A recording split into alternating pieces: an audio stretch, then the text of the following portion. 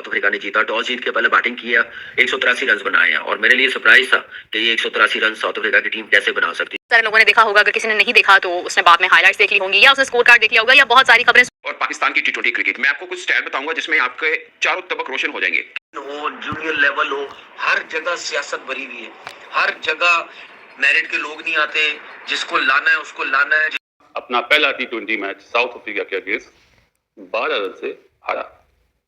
South Africa ने जीता, toss जीत के पहले बैटिंग किया, 183 रन बनाए हैं और मेरे लिए सरप्राइज था कि ये 183 रन साउथ अफ्रीका की टीम कैसे बना सकती है। 28 पे 3 आउट हो गए, मेन उनकी टीम नहीं है, 5 से 6 प्लेयर्स नहीं खेल रहे, ऐसे लग रहा था 130 पे आउट होना चाहिए था, वहां पे 183 रन करवा दिए। मिलर ने जैसे बैटिंग की है और बिल्कुल फंसा हुआ था। आप देखें कि वर्ल्ड कप से किसी के खिलाफ रन नहीं हो रहे थे, वर्स्ट 3 फॉर्म से गुजर रहा था, लेकिन पाकिस्तान की बॉलिंग लाइनअप को ऐसा फेंटा शुरू किया, फिर वो किलर बन गया और वही उसने पाकिस्तान की बॉलिंग का हाल किया। जैसे उसने 82 रन बनाए, अगर वो 17-18 ओवर खेल जाते तो पाकिस्तान टीम को मेरे ख्याल से 220-230 रन हो जाने थे जैसे वो खेल रहा था।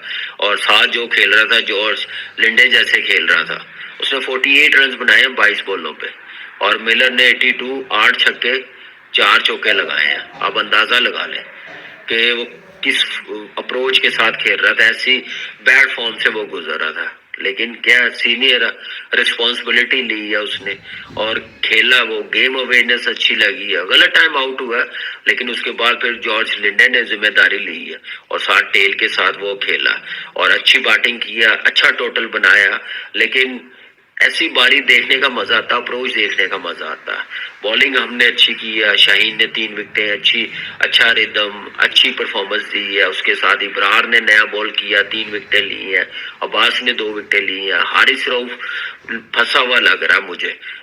वो टी20 में जैसे बॉलिंग करनी चाहिए जो एक मेन बॉलर है, वैसी रिदम और परफॉर्मेंस नहीं आ रही। उसके बाद सफियान, आपको पता है कि 5 बॉलर हैं तो किसी एक को मार पड़ी तो आप साइम अयूब से 2 ओवर करवा सकते थे, लेकिन उसको यूटिलाइज नहीं किया। जहाँ पे साइम अयूब को आप नया बॉल भी करवा देते हैं जिम्बाब्वे के खिलाफ, ऑस्ट्रेलिया में भी बॉलिंग करवा देते हैं, यहाँ पे भी करवानी चाहिए थे। ये मेरे ख्याल से थोड़ा डिसीजन ठीक नहीं रहा। उससे लास्ट ओवर करवा लिया, लास्ट के 2 ओवरों में 30-32 रन करवा दिए आपने। सारे लोगों ने देखा होगा, अगर किसी ने नहीं देखा तो उसने बाद में हाइलाइट्स देख ली होंगी या उसने स्कोर कार्ड देख लिया होगा या बहुत सारी खबरें सुन ली होगी कि पाकिस्तान अपना मैच हार गया। अच्छा, 2-3 चीज़ें बहुत मज़े की मैं आपके साथ शेयर करती हूँ। सबसे पहले तो जब मैंने क्योंकि बीच में कुछ मेरी मसरूफियत थी तो मैंने मैच मतलब स्टॉप किया और मैंने जब दोबारा मैच देखा तो उस वक्त कंडीशन ये थी कि Shaheen was playing and Shaheen का रिप्ले चल रहा था कि वो खेलने लगा है मगर वो स्टंप्स के ऊपर जो है वो बॉल मार दी गई और अब शाहीन का एक पाँव लाइन के ऊपर है और वो स्ट्रेच जो उसने ली, मैं again I was saying in the show as well, और मैं भी फिर ये बात करूँगी कि वो मुझे बहुत अच्छा लगा कि शाहीन की फिटनेस बहुत अच्छी है। एटलीस्ट ही नोज़ कि उसे किस तरह से क्या करना है, but he was unlucky that day क्योंकि एक ही सेकंड का मार्जिन था और उसमें वो आउट कंसिडर हो गया। For me I felt that it's a not out.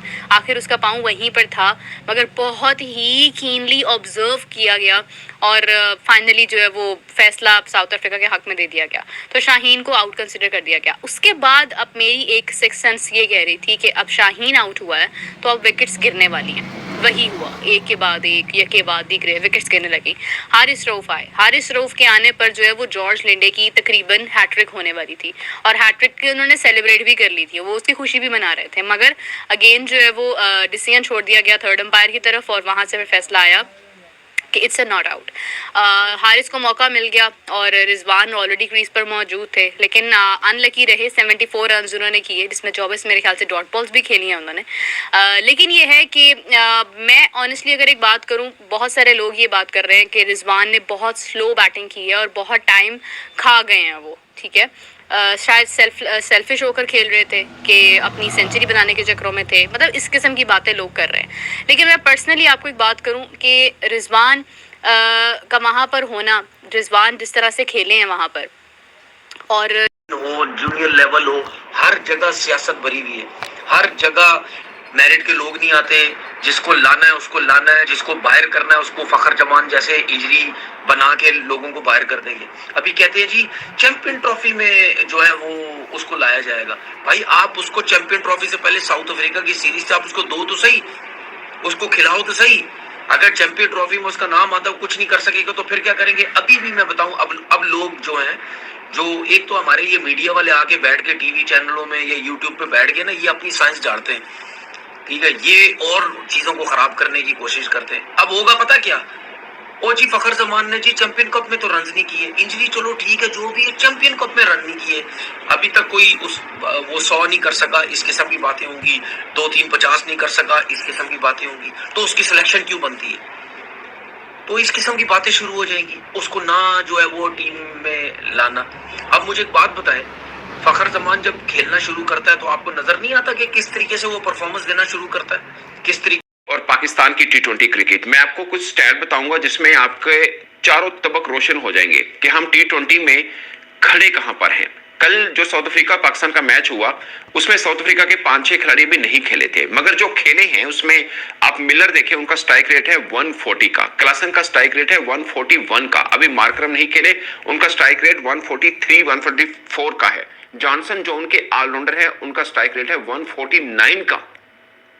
मैं आपको पाकिस्तान के खिलाड़ी दिखाऊंगा, पाकिस्तान के खिलाड़ी का भी बताऊंगा, इवन के साइम अयूब और फखर जमान, अगरचे नहीं खेले फखर जमान, मगर इन दोनों को पाकिस्तान का टी20 स्पेशलिस्ट माना जाता है, मगर दोनों की स्ट्राइक रेट भी मैं आपको बताऊंगा। पाकिस्तानी पर्सपेक्टिव में वो बड़े हैं भी, इसमें कोई शक नहीं है, मगर दुनिया के साथ मौजूदा करें आपको बहुत फीके लगेंगे हमारे players strike rate point of view से, ठीक है। अभी साउथ अफ्रीका का इंडिया के साथ सीरीज खत्म हुई जो इंडिया ने जीती थी, ये जो अभी नवंबर में खत्म हुई थी। अब मैं आपको इंडिया के उन प्लेयर्स का दिखाता हूं जो आप समझेंगे कि उनकी टी20 टीम में परमानेंट भी नहीं है, मगर फिर भी आप उनका स्ट्राइक रेट चेक करें। संजू सैमसन 155 155 और तिलक वर्मा 161 और एवरेज है उसकी 51 की। सूर्य कुमार जो उनके कप्तान है वो तो खैर परमानेंट है, उनकी स्ट्राइक रेट पता कितने हैं? 167। हमारी पूरी टी20 की हिस्ट्री में किसी का इतना नहीं है। आगे सुने, जायसवाल जो नहीं खेले हैं 164 है, शुभमन गिल 139 है।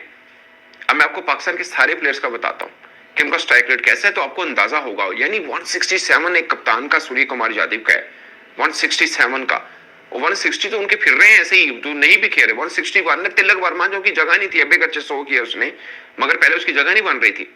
अभी भी उनके मेन प्लेयर आएंगे तो संजू सैमसन तिलक वर्मा खेलते ही नहीं खेलते, एक बड़ा क्वेश्चन मार्क है, जिसकी एक की स्ट्राइक रेट 155 की और एक की 161 की है और उसकी एवरेज 50 प्लस है टी20 में। सूर्य कुमार यादव की वनडे की स्ट्राइक रेट आपके मेन स्ट्रीम के कई प्लेयर्स की टी20 से बेहतर है भाईजान। अब आइए, मोहम्मद रिजवान पाकिस्तान टीम के कप्तान 125 125 की स्ट्राइक रेट है। बाबर आजम 129 129 की स्ट्राइक रेट है। पाकिस्तान का एक भी प्लेयर नहीं है जो अभी क्रिकेट खेल रहा हो, भले बेंच पे बैठा हो, भले टीम में हो ना हो, ओवरऑल पाकिस्तान स्ट्रक्चर में एक भी नहीं है जिसकी 140 की स्ट्राइक रेट हो। यानी